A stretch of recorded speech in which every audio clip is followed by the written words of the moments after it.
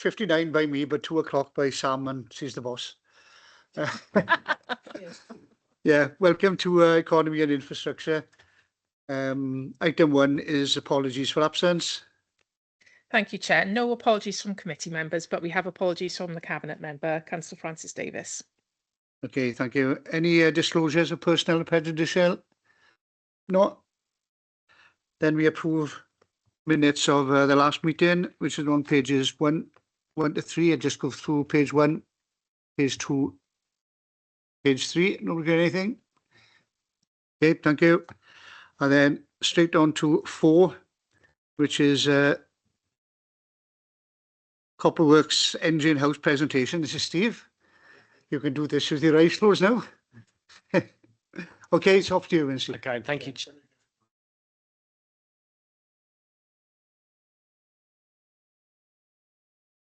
Right.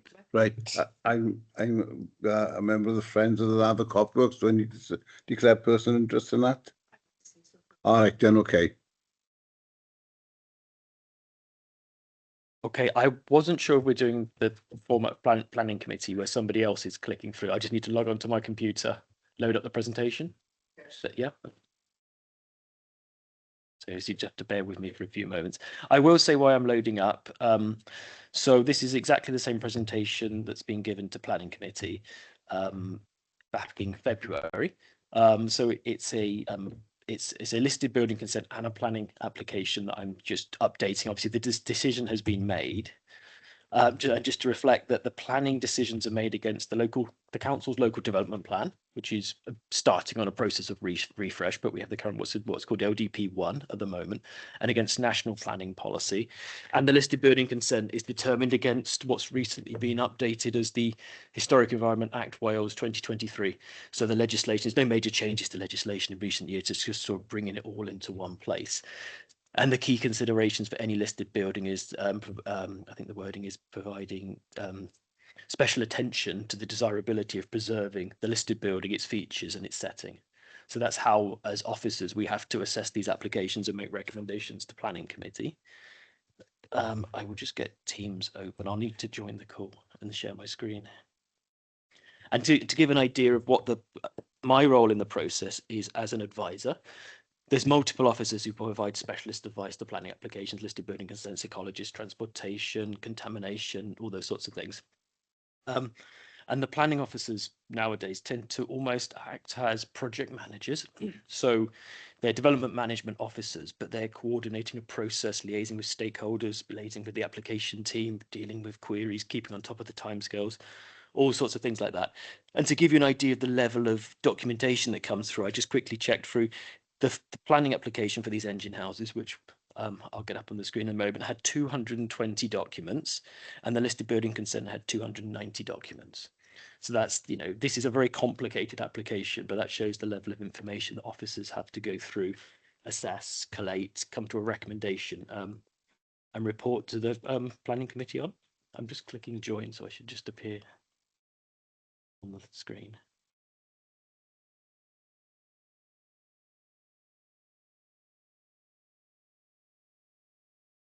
And the other update is just as of this morning, we've been, because we don't have what's called delegation from CADU. So the decision the planning committee made on the listed building consent application had to then be referred to CADU for them to check that they were happy with the decision being made. They can't change the decision, but they can check that the information is suitably robust, and clearly it was. And so we had sign off this morning from CADU. So we were able to launch, so we were able to release the decision notice for the engine houses this morning.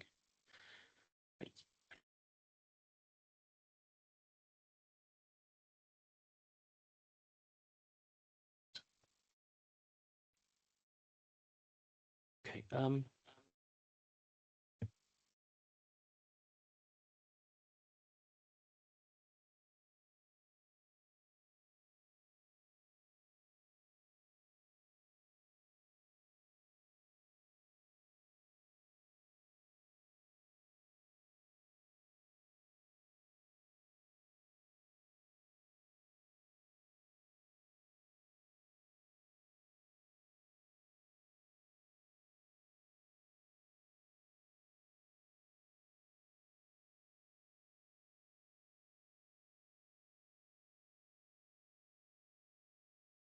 Just like everybody online, there's nobody speaking at the moment.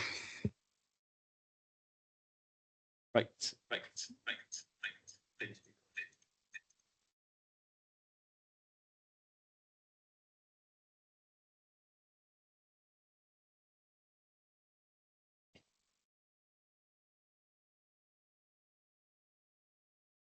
Okay, there we go. Sorry about that delay there. So we're all loaded up now. So as I was saying, this is the repeat of the presentation for planning committee on the engine houses. They're the two planning reference numbers, which links us to the information I was describing online. So that goes to the planning information on the public website with circa, adding it up, 510 documents across those two applications. Some of them have been superseded, but that's the amount of information that officers have to sift through in order to fully and comprehensively assess the applications and come to the balanced and considered and completely evidenced recommendations. So, sorry, the presentation is not updating. Try again.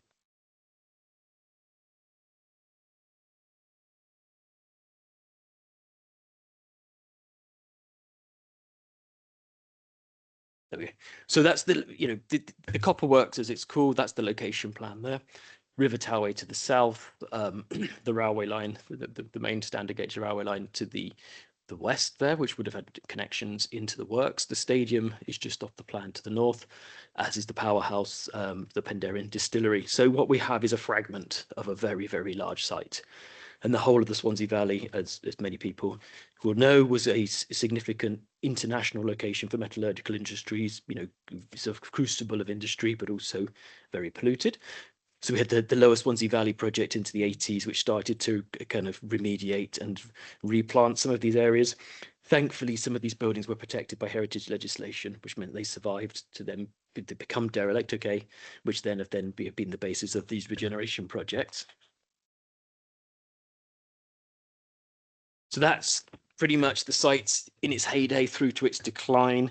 Some of the pictures there are roughly 100 years ago. Top left is when the site literally was covered. The whole area of Swansea Valley was covered in buildings, lots of chimneys. Every process was powered by steam or had a fire, or had a heat process to it. And all those processes need chimneys for drafting and removal of gases. So there were hundreds of chimneys, of which we've just got 2 left on this site now. So they're important markers.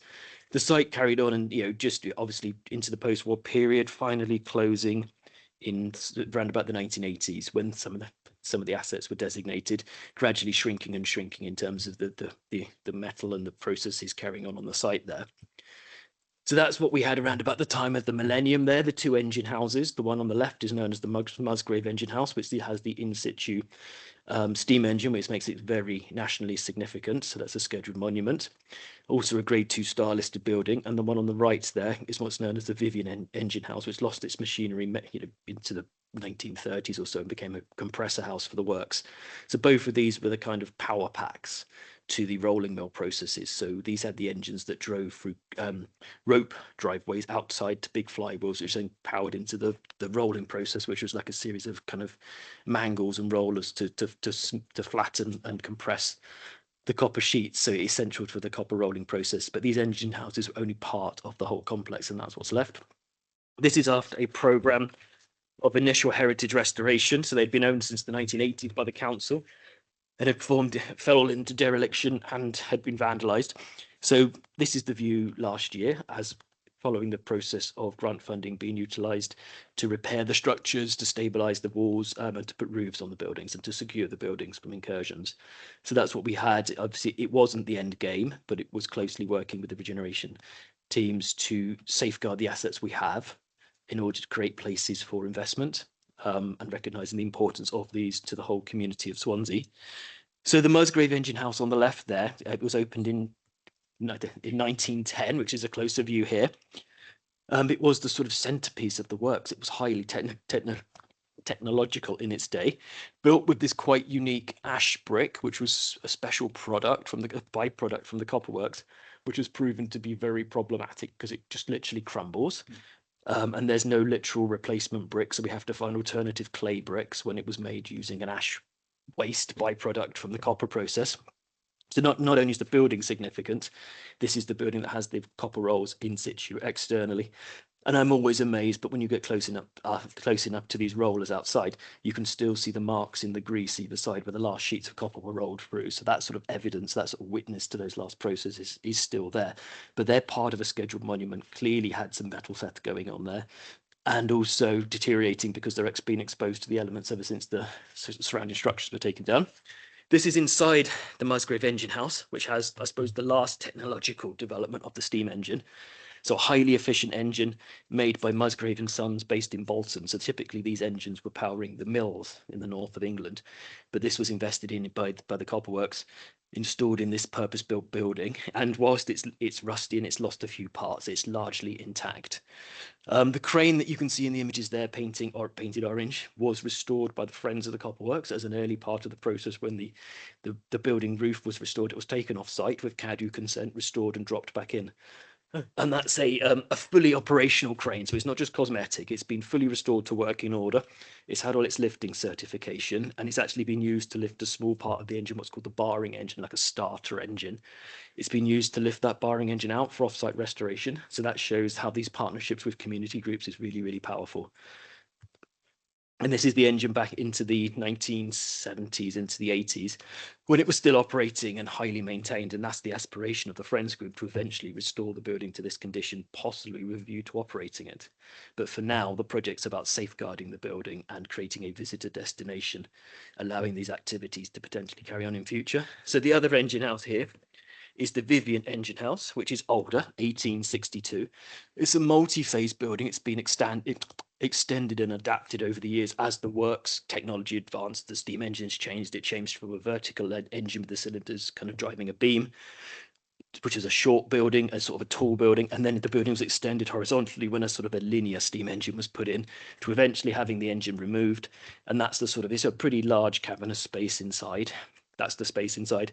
And also what you don't necessarily appreciate for these images is the floor is roughly 2 meters or so, 1.5 meters above ground level outside, because the engines had these flywheels and these axles. So you've got these pits in the floor as well. So you've got these raised interiors.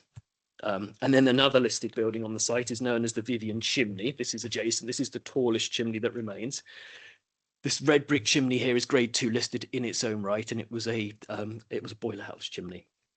So, and the smaller chimney in the background there, the square chimney, which is alongside the Musgrave engine house, was actually an annealing furnace chimney, which was used to heat the copper sheets, but during the rolling processes to soften them. So the chimneys, when you know what they were, had different functions. So the early phases of the project, funded by levelling up. Yeah. Funded by the Levelling Up monies, was archaeological investigations on the site. We knew there would be archaeology on the site, but we did not expect this much.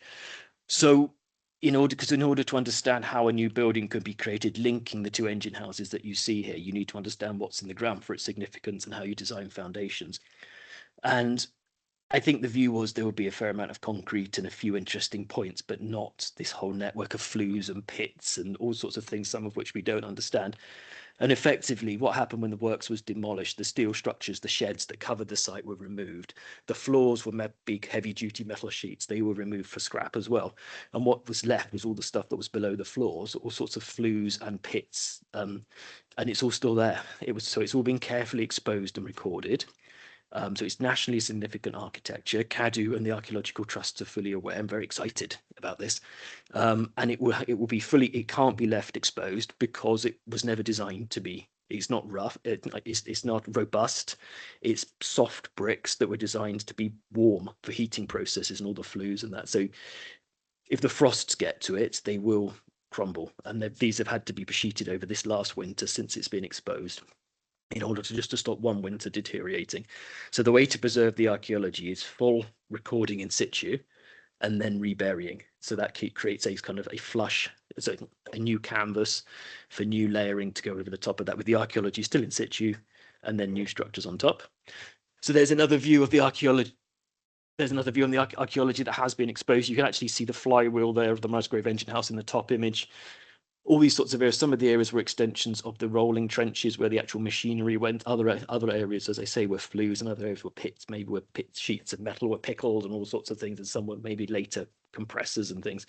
But all sorts of interesting things that are being recorded and understood. And it's a very good indication of digital technology, because in order to record this, all sorts of drones have been used and computer drawing packages, whereas in the past it would have been loads of archaeologists so it's sort of like very, very painstakingly hand recording all these things. If you've seen Time Team in the past, it's moved on considerably now to use the technology. So this is another part of the archaeology that's been recorded. You can see it's out. This is to the south of the Musgrave engine house, where the you can start to see some of the lines on the screen where it's all been kind of drawn over using the CAD packages, just to record the features and structures that goes onto the records there. And that's literally this area here, where you can see I'm hovering my cursor sort of around the external copper rolls machinery, is this area here inside the building when the works were still in action. So you've got the line on the right-hand side of the copper rolls. In the background, you've got the flywheel, which had a reversing clutch because the engine only ever ran in one direction. So you'd have a second group of people controlling that clutch to switch the drive on and off and to reverse the rolls train, depending on which way the copper was going through. And then on the left-hand side, you've got the banks of furnaces, which you can just see on the edge of the screen. So that's where the copper would have been heated. And then between that, you had these tables that moved the copper around, and that sort of squashed piece on the table is a piece of, I presume it's got heat on the copper at that point. It would have been a piece of copper that was in the process of being rolled. And they were trimmed and they were turned into sorts of features for, I know Councillor White's told me a number of times, they were used in power stations for heat exchangers, kind of boilers and things like that. The copper. Okay. Where they would roll it out like that, it would come up to the machine shop. Then they had a machine which was called a pickler. There was like a big windmill to look at, and it was just sort of clamped in with a big wooden circle, and you would have a tungsten tip machine, and that would take out the middle. When you the middle bit then would be cut up and used again for other bits of work to be done. But the circle then used to be sort of ground all down and used to be sent away then to Smethwick, and they used to put all sort of drill holes through them. That used to be transported to where they're Saudi and places like that. So that's my understanding why this machinery, the Musgrave engine house specifically, survived so late into the 1980s, because it was one of the only places that could roll the thickness of copper plate that was required. So it was specialized in that way. It was, a steam engine survived into the 1980s powering these processes. So back to the application. This is the red line. It's quite an extensive red line because it has to take access from the roundabout, as it's called, by the Park and Ride in the north, to bring vehicular access for servicing, firefighting, those sorts of things, down to the engine houses. There's loads more plans to zoom in on the detail. And then the area to the south creates a kind of green space with potential for future development. I have to say the whole zone of the two car parks, the surface car park to the north, where the Skyline application has recently been approved by planning committee, and to the south, which is on the screen here, which is an overflow temporary car park, are designated as a strategic development area in the local development plan for future regeneration activities. So with Pendarian forming the first phase, the engine houses forming another phase, Skyline forming another phase, gradually sort of the pieces of this new place are coming together, which is very much a heritage-led project. So moving into a bit more detail, there's the two engine houses. This is all the sorts of foundations around the engine houses. It links the two buildings, this new structure. This new structure has, I'll come on to the new structure on the next slide, but the other thing on this slide to show you is there's a new roof going over those external copper rolls, because they're an important part of the scheduled monument. The Friends group has aspirations, as I said, to not just restore the engine, maybe one day certainly restore the rolls. Whether they would ever turn, that's another question, but that's the sort of aspiration, and they need to be protected. And it also creates a space, a sort of a working space. If parts of the engine are being restored, they could be restored underneath this cover effectively, and it creates a memory of those great big sheds that were once on the site covering. So this is the link building that joins the two engine houses. The application is a flexible planning application for a range of uses. The vision would be for a food and beverage type use, so possibly a restaurant, cafe, something that has broad appeal, acts as part of a destination with the wider range of uses envisaged on the Copperwork site. So it wraps around what's called the Vivian engine house there in the north. And the Vivian engine house forms the potential kitchens and toilets, as well as some of the space for tables and chairs. The new structure wraps around. There's some images of the elevations in a minute. And then the Musgrave engine house, there is a connection to it, but there's no new openings. And then the Musgrave engine house is very much a heritage restoration project for the in situ engine. So that's the overall plan there. And also the new link building is single story, very contemporary. Come on to those pictures in a minute, and it sits underneath a green roof. As part of the foundation works, there are some of these voids and flues I was talking about earlier where they've still got the tops on them, which will have to be removed in order to create solid ground for the new foundations. They will be fully recorded. And then in terms of green infrastructure, I've mentioned the green roof on the link building. There's new public realm created, a new public space between the engine houses and the river, which is exactly the point where the new pontoon that's recently been installed. You could potentially ride up the river on a boat, get off on the pontoon, come straight off the pontoon into the sort of public realm of this development. So there's new planting, new planters, and it's part of the drainage strategy, the planting as well, and also some off-site planting because of the requirements to compensate for any trees that have been felled on site, because the site had become overgrown. Some of those trees had the right size to trigger replanting requirements, which have gone elsewhere on council land in the Copperworks riverfront area. So drainage is very complicated because of the archaeology. So the sustainable urban drainage, as it's called, SUDS, is a separate consenting regime that rests with the drainage department of the council, but it sits alongside planning effectively. And it's all about attenuating the water before it leaves the site, but also other requirements such as biodiversity and amenity. And so it generally, and you would have seen these sorts of things potentially on other recent developments, it creates rain gardens, as they're called, ways of holding the water in green spaces. The complication on this site is the archaeology, because you can't put pipes through the archaeology. So effectively, you've got about a foot or 30 centimeters above the archaeology of new layers. So I said before, the archaeology has to be reburied to protect it. You've got about a foot zone above that of new material where all these pipes have to run in order to find their way into an existing surface water point that flows out into the River Tarway. So that's caused some real interesting challenges to get just the drainage to work on a site like this.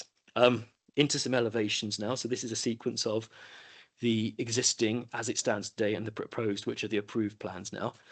So from the east, you can see the two engine houses with a different roof. The one on the left with the hipped roof is the Musgrave. The one on the right is the Vivian, the two chimneys I've described earlier. With the square chimney, the shorter one being the Musgrave, effectively the annealing furnace, the taller one being the Vivian boiler house chimney. And then back over to the Musgrave, you can see the machinery of the rolls going across to the river there. So this is what it would look like from the east, effectively, if you were standing in the surface car park area, the new link building.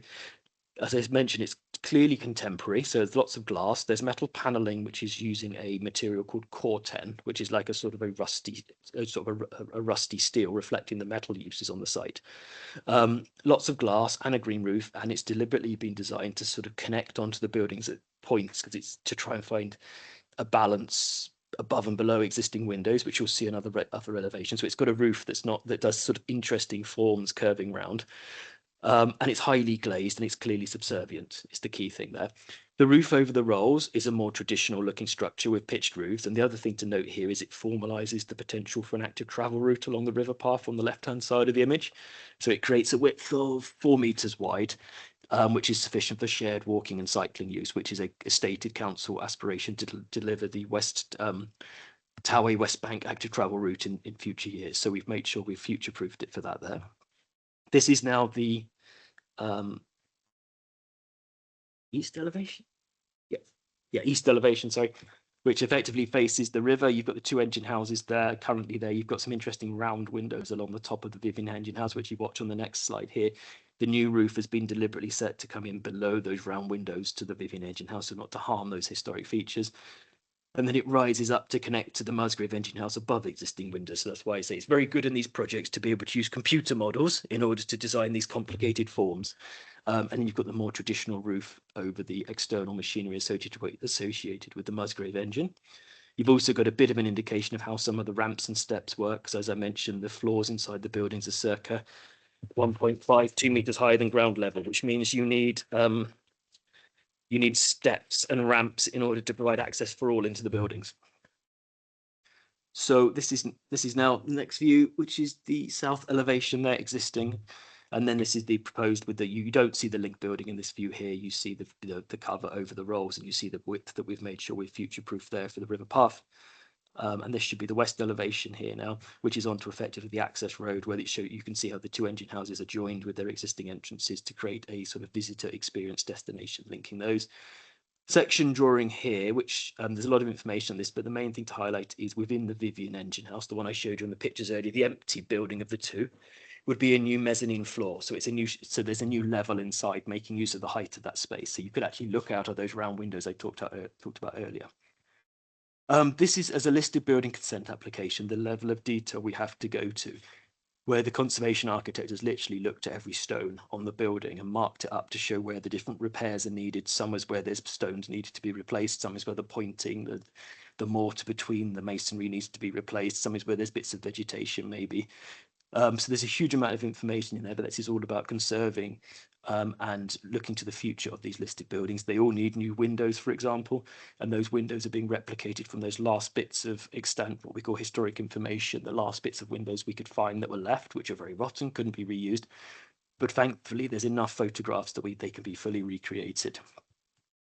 So back to the images, this is what we've currently got. So these are the CGIs, the last few slides, and what's been approved, looking from the air. So this view here, you see the two different link buildings, the more contemporary link building going between the two engine houses and the external terrace, and you can see the level change in the steps and the new public realm there, and then the more traditional roof over the external rolls and how it relates to the river path and the pontoon on the river there for the boats. This is as if you've maybe been for a visit to Penderyn, to the distillery, if you're walking in from the north or from the main car parking. So you've got the new building, clearly contemporary, very subservient, using that Corten orangey sort of rusty steel colour, and the different ramps and steps to provide access towards the building. And these kind of monoliths, you can see I'm highlighting with my cursor here, this square here, there's going to be interpretation. That's where we know where one of the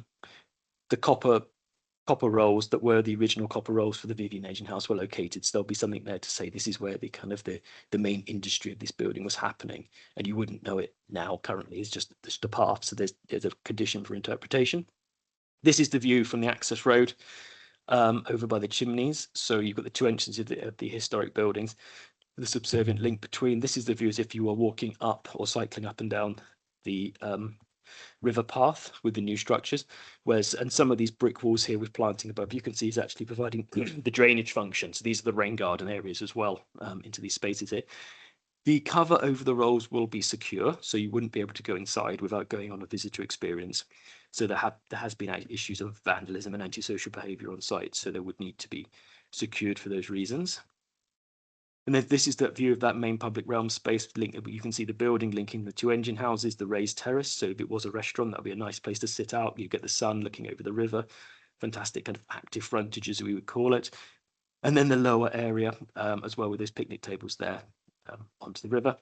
And I think that's the last view there, as if you would get that sort of entrance into the buildings and all the other features I've described.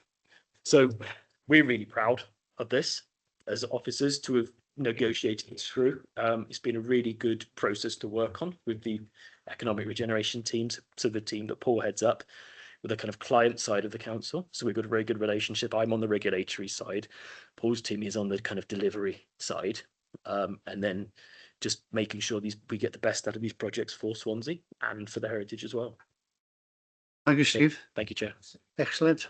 It is even exciting listening to it for the second time. But before I ask anybody questions, do we have any videos of the works in operation? Because where I used to work, we had like a bath of aluminium, and I've got a video of them emptying that aluminium. It's not straightforward. They pull in the plug and it'll come out. Yeah, so and that would be exciting for people, especially children who wouldn't have a clue. I haven't seen any of the copper works itself, but certainly the Swansea Vale works, the prelude to the Vale works in Clydach. There are videos of that process which is similar, and those are on YouTube. But yeah, we'll do some digging. That would be very interesting. Somebody walking on, just press a button and you can look at it. Brilliant. Anybody else? I must say that this is really impressive, and fair play. This is one of the best things that I've seen the council do as an administration, and the history of Copperopolis and remembering it is a really important thing. I think it will be transformational for Mike's area, for Landor in that area, and for the river corridor. It's one of the places where I think an active travel route would probably work quite well. you know, it's quite a good thing. I love the fact that Steve and the team and Paul's team have done so much photogrammetric work as well. Make sure they capture the history underneath.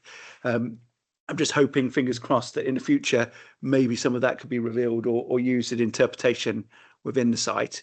I take it that there will be some sort of commercial terms, and the council itself won't be running the commercial elements of the buildings. And I just hope that, you know, whoever takes on those buildings, you know, it's a success, and it's financially successful for the council as well. I think that's a key thing. But yeah, I mean, I know I often heard saying things about other projects, but this one is actually a really good transformational project, and well done to everybody involved in it. Thank you for that, Stuart. Mike? Just a query, obviously with regards to the cycle track. I know there's been ongoing discussions with the, is it the Swansea fasteners lower down, just past Potter Street development, just up past Lightpost. Ben? I was just going to say that now. Right. So we leave that until Paul comes in. Yeah. And in regards to information, I know that one of the senior fitters, he belongs to both history, and he does a lot there with the copper. So obviously he worked down for 50 years. Mr. Ivy Williams, the gentleman's name is. And I know he lives in Councillor Pritchard's ward, and I know he's friendly with Councillor Pritchard, but ask Sam if either has got any sort of artifacts or anything regarding the works for you, Paul. That'd be great. You won't have any copper days already sold then.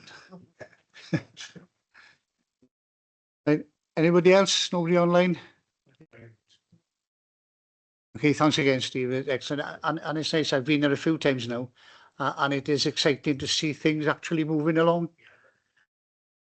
Yeah.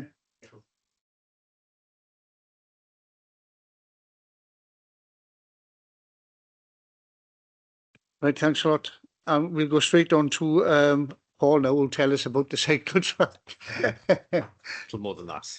I'll start by saying that it's probably worth reflecting on what Steve has just presented, the exhaustive amount of work that has to go into what looks like something that's relatively straightforward if you zoom past on the bypass and you probably think, oh yeah, straightforward, just skim over the top and get on with it. But the amount of material there, and as well as the tangible remains, there are hundreds and hundreds of artifacts that have been gathered from around the site, both from the powerhouse scheme underneath where Penderyn are now, and this site, which have been recorded by Black Mountain Archaeology, and we will be looking at ways that we could work with the Friends group and others to be able to get those on display, because there's a huge amount of stuff there from, you know, 250 years of occupation of the site, from little meat paste jars through to scales and all sorts of fascinating objects. So there's an awful lot to interpret. So the report, it's very similar to the report you've received a couple of times now, with some brief updates on progress. As you know, the project sits within the Towie Riverside, and it's a multi-team approach with this. Obviously, my team worked very closely with Steve and his placemaking team, with planning, with highways, with Lee Richards and his team on ultimately the evolving master plan for the site. And we're kind of going in stages, as Steve said. You know, we're making tangible progress, as you've noted, on the site in real terms, and the world is changing around us as well. So we have to remain cognizant of that, and ultimately, you know, thinking back to what Hugh Mowbray always used to say, we're creating a destination here, a place that people want to go, a place that people want to celebrate, and it sits in that context. And it's an important component of the people like going to the water's edge in both the city centre and along the corridor, and this is enabling people to get access to that in a far more tangible way, and actually hopefully through this particular site creating something interesting they want to visit. The engine houses, as we've noted, are one of the key projects. The other significant one that's on site at the moment is the laboratory building that sits just behind the powerhouse on the Copperworks site. That is on site as well. That by this time next year, that will be nearing completion. and also the V&S locomotive shed, which is the narrow locomotive shed further down from the engine house as Steve was referring to, will also be starting on site in the near future. That more or less preserves all of the key buildings. That gives them all, at least they're revitalised, they have a roof again, they're stable. In the case of the engine houses, they've got potential end use. And I'll come to how we look at the wider site and activating it in a sec. But the other key thing that we have one pontoon installed. The ladders will be added to that shortly to enable the copperjack to dock, and that could be in use almost straight away. We are looking at the other two pontoons now along the corridor, one which will be nearer to the Towie bridges near High Street Station at that end of things, and a third pontoon then near the site of the bascule or the lifting bridge, which also itself we're looking at the next stages of getting that reinstated over the next 12 months. I'll just skip forward through here.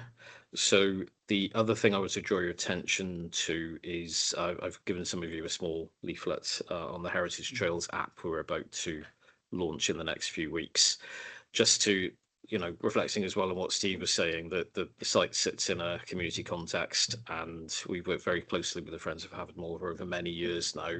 They have, through UK Shared Prosperity Fund, have access grant support themselves to start doing work on a very small piece of engine, the Barring engine, which, as Steve said, was the starter motor for the Musgrave engine itself. That in itself is certainly a huge undertaking for a small group, and it's taught them a lot about how you get to grips with something that is a lump of metal where all the important bits have been stolen, and they've been accessing the plans in Bolton on the components and getting those manufactured. Huge learning curve for them. It's very interesting for us. It's quite cutting edge in the sense of a group like that working with us in that way, but also been working with them for a few years now, as well as Friends of White Rock, Friends of Morriston Park, Friends of Park Llewellyn, the Swansea Canal Society, Copperjack, and others, to start capturing some trails, which now exist both in hard copy, and we have actually been able to create an app which will be available for download shortly. If you follow the QR code on the leaflet I've given you, you'll be able to download that. You've done it already, and that gives you bilingual audio trails, as well as trails you can follow around the area, and it gives you a full explanation of all these different buildings, locations, and as you go past them, your phone will buzz and it will start reading it to you if you want. Happened to me in the car the other day going past the lab, and I was told all about it, even though I didn't particularly want to know at that moment. But everything will buzz. St John's Church in Morriston, if you're in Park Llewellyn, if there's a key point marked in the trails, the phone will buzz and you'll be able to go straight to that location. So it's starting to think about how the site will evolve in future, and how people actually get tangible access to their heritage, and it becoming a draw. You've also got indoor attraction of new, and the way it develops, it's how people are going to respond to this ultimately, I guess. But we're trying to make sure with all of this that we're laying the right foundations, not just physically, but also the interpretation, and making sure that the community are involved and engaged, so that they have a story to tell in the future as well, and can help us do that. It's partly commercial, obviously, but there's obviously a need for things like the Musgrave engine. Further restoration of that will be an attraction in itself, and you can see the shape of that building now will allow for something very visible, which should help support a food and beverage operation in the next building, in the Link building, for example, as well as the other uses that we're seeing springing up around the site, and it becomes a destination.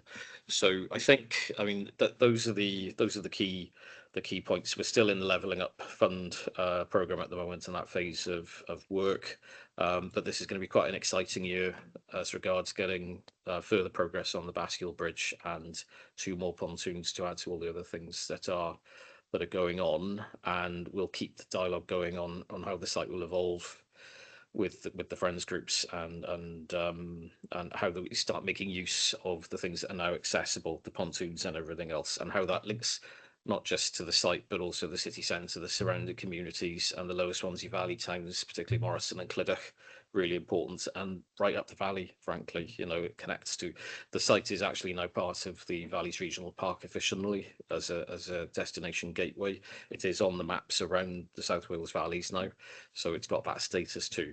And ultimately we could be working towards World Heritage status for the whole valley. It wouldn't just be for the copperworks, it would be the entire valley, which is a lengthy process. I'll stop there. I could talk all day, but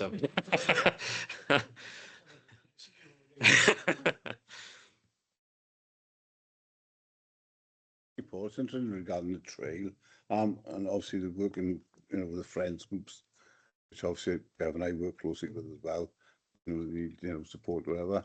In regards to, I know the earlier question about that bit by Swansea Fastness regarding the active travel route, anyway, no progress to that. And also, you mentioned obviously Park Llewellyn, but right back in onto Park Llewellyn is Morris Castle. Now, we got an issue there, and I don't know whether we can squeeze anything out the plus 11 up fund, but an access to get up to the castle. Like Steve, I know we've had a few issues there with an unsavoury person trying to say that's mine and it's not your land, you know what I mean? But I know obviously departments have been dealing with that, but also within Park Llewellyn itself, Paul, we've got the roundhouse. I don't know if you're aware of the roundhouse. Yeah, the roundhouse right in the middle of Park Llewellyn, and I don't know whether that it would be old enough to be listed when it was actually put in the park, Steve. Right, the bowls club, when we had the bowling green in Park Llewellyn, they used to use it as a changing area there. Clearly, there's no electricity supply there, unfortunately. Bev and I did inquire when we had a query before about a cost at about plus putting power in there, because and when going back 2013, and Western Power, they give us a staggering figure because it had to be connected from the mains up from Troy Road through Troy Terrace into the park and to the roundhouse. But I know there's no power. But it was back about 2 years ago. Some clowns did set fire to it, and we did have a lot of it. But it has been restored now. And Bev and I helped with the funding to help get it restored. But it's a lovely little sort of roundhouse little building. And I'm surprised nobody, perhaps, because I've said to the friends during the summertime, when we look at a little franchise, perhaps having a little tea room or something, do you know what I mean? It'd be big enough for that, you know, but it might be worth perhaps, you know, doing something with that as well. We should bring that the extra bit back into the park. Well, I think both officers have bid note to that because they both were looking as if It's quite a lot. you were talking about. Just come back quickly. So Morris Castle is that there is working with Steve again and members of my team. We have identified some ancient monument sites, one of which is Morris Castle, where we are looking to set aside some SPF money to consolidate the structure to make it safe. These aren't huge projects, but they're important. The Riverside Walkway Highways have made great progress on that. I believe there's a pre-planning application in which is referenced in the report there. Discussions are at this point are positive. Groundwork investigations are completed, so that is moving forwards, and it's looking really positive. And I mean, as for other things like the roundhouse, I mean, we're always open to ideas. Obviously, there's an endless list of things that we could be looking at. But you know, we need to keep the pipeline open, basically. Okay, sure. But happy to look at it, and in fact, I will follow the trail myself and go and have a look. Stuart? Thank you, Chair. I totally agree with what Councillor Mike White said about Morris. It's really important. It's something that needs to be saved or protected. It's great to hear that there's work happening there. In terms of World Heritage Site, I think it should be something the council should push for. It's an area to be proud of. It's had a transformational impact in the Industrial Revolution.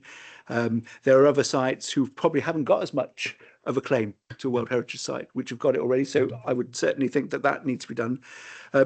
Again, you know, the department and the team has done really well with bringing people together, and there's some really exciting projects amongst the ones that you've listed. One thing I would ask about in terms of the overall strategy is transportation and getting people to site and from site, because we're expecting a significant number of people to come to this cluster of various different attractions, and we are starting to have a cluster of attractions together in that area. So we need to probably have a look in more depth about what we can do to improve transportation, especially when we've got the football stadium, we've got other things in the same area. And if you were to look at the ambitions of Skyline and the numbers of people that they're hoping to get to the site, I personally, I don't believe the figures that I've seen, but I think that the rough ideas are 400 to 750,000 people a year, which would mean that that would be half as popular as the Emirates Skyline or Emirates goes across the Thames. You'll be talking about a quarter of the people that go on the London Eye. I think most of that it seems to be pie in the sky, to be honest. But if that is the case, we definitely need to look at the transportation for the area and how we're going to be able to hold people, because what we don't want is everybody parking outside of all of Mike and Beverly's local residents' houses, which is what they would do if there's nothing else there, you know. Yeah. So what I'm saying is that we need to have a look at the strategy around there. I think in terms of rejuvenating that area, we've made great strides. Personally, as everyone knows in this room, I don't agree with the business plan for Skyline. I don't think it's feasible. But if it is to be feasible, then you need to get some transportation sorted and pretty quick. Yeah. On the, just wanted to mention, firstly on the World Heritage status, and one thing in terms of the interpretation generally, every year my team hosts 1 or 2 students from the university that have helped us work with the friends groups on compiling the trails, and those placements happen every spring and they're really productive. I think we've been doing it for 4 years now. We've got a mostly recent student with us at the moment, and they've done, for example, looking into the requirements of World Heritage status and looking up the requirements, as well as, I mean, the Park Llewellyn leaflet was done by the students last year, working with the Friends of Park Llewellyn, for example. So we'll keep looking at that. In terms of the transportation, you're quite right, Councillor. But I think that does tie in very much to the discussions around the metro project and the additional transport nodes that are going to become available. I know Highways colleagues are talking about cross valley links, which will intersect the site. And if it's not going to stay as it is now, there are going to be fundamental changes that, because there's transportation requirements up the whole valley, you know, through Morriston and Clydach up to Pontardawe and beyond, which are absolutely vital to getting people in and out, as well as, you know, access to the city centre as well. And as well, I guess, providing the multi-mode option of, you know, we will have the water access as well. I know that's not enough for 250,000 people, but, you know, it's all part of that picture. And the site is really close to the railway lines, the main railway lines. So I know that colleagues are looking at that, and that's probably something to look at in future meetings, perhaps. Chair, could I just ask a quick follow-up question? In terms of the buildings and sensitivity of some of the developments, a lot of these are going to be potentially commercially out to let. Are we looking at what clauses that we can put in place to make sure that the uses and the intended uses remain, and also that we hold people to what they promised to do at the first step? For example, that the building is open more often, it's producing what it's supposed to produce. I just have one in mind. I don't want to name it, but it's not doing what I imagined it said it would do on the can. In short, yes, we will be looking closely at that. It's still quite early days for these, but we have started discussions with agents to start looking at potential occupiers. But because of the significance of these buildings, that has to be taken into account. So yeah, we'll certainly look at that. Yeah. Okay, thanks for that. Just moving forward on 4.3, it says further work is required to develop and refine the master plan. So is that something that this committee would look at next year if they wish? So. Yeah. Because things that come to my mind are the park and ride. Yeah. Nobody knows what's going to happen to that. I know everybody knows what they want to happen to it, but that's a way forward. And also what I call the museum overflow. Yeah. You know, what's going to happen? It's been laying there for years. I think we went to see it, Mike and I went to see it on a Wednesday morning because apparently it was open. And yeah, you know, that would be a fantastic attraction, but you can't get the public into it as it is now. Yeah. But that's something, whether that would be in a master plan, What I would say at the moment we've got our heads down, and you can see the amount of work involved in the engine houses alone, as well as the other things that we're beavering away on. So we're concentrating on those elements at the moment, but obviously we will be working closely with Lee Richards' team and Urban Splash, Gail, and so on refining the wider vision in tandem with that. So we've got to keep our heads down for the next 12 months on this. Those things are very much in our minds, and they haven't been forgotten. But we do obviously have to get this lump of work through the system first. So we haven't forgotten at all. And those things form part of the wider discussions behind the scenes. It'll definitely be something for the committee to look at in next year. Yeah, thank you, Paul. I know what's going on there. It is a tremendous amount of work, and it doesn't matter how much money people throw at you. You can only do what you can do with the resources we've got, with manpower wise. Yeah. Okay. Thank you very much for that, Paul, and we hope to see you next time. Next on the agenda is the annual report, and you've all had a copy of it. I'd like to thank Mr. Phil Holmes for putting it all together. Well done, thank you very much. And I hope that, I don't know if you want to say anything, Phil, but can we add this meeting to the report before it goes to council? Is that possible? Yeah, I don't see why not, Chair. That will be a full record then. I'll work on that with Sam, no problem. Yeah, the report is really just a summary of all the reports that have been considered this year. It's interesting how many times Paul Ralph has appeared at the committee. I noticed that when I was pulling this together. But I think during the year, the committee's considered a number of reports. I mean, it started with the placemaking strategy workshop, which I think has been very useful in terms of helping shape that draft placemaking strategy. And that may be one that you may want to have back at some point in the future. But back in September, of course, we had the Shared Prosperity Fund update from Paul. And at that stage, I don't think we knew exactly where things were going, but it was an opportunity to review all the progress that had been made. So that was well received. And then there was a couple of highways and transportation reports. So we had the active travel maintenance report in October, which again stimulated a good debate. And then there was the highways asset management plan in December. And then I think Paul came back in January to update on the Shared Prosperity Fund, which I think at that stage we'd had more information in terms of the transition arrangements. And again, that may be one that the committee wants to have back again in the future. And then, of course, in February, we had the reports, 2 reports on improving public toilets and the LDP2 work. And just to mention that the pre-deposit plan or preferred strategy, as we call it, is still out to consultation until I think the middle of this month. So there's still opportunities to respond to that. But as you requested, Chair, I'll speak to Sam after the meeting and we'll add in the discussions from today's meeting as well. Thank you. Okay, thank you for that, Phil. I'm just letting you know, Paul has got a season ticket with this committee. Okay, anybody, any questions on the report? No? Okay, thank you very much. Well, we haven't got a work plan because this is the last meeting of this year. So if we're all back next year, we'll welcome you back then. Okay, nobody else got questions? No. Okay, thank you very much.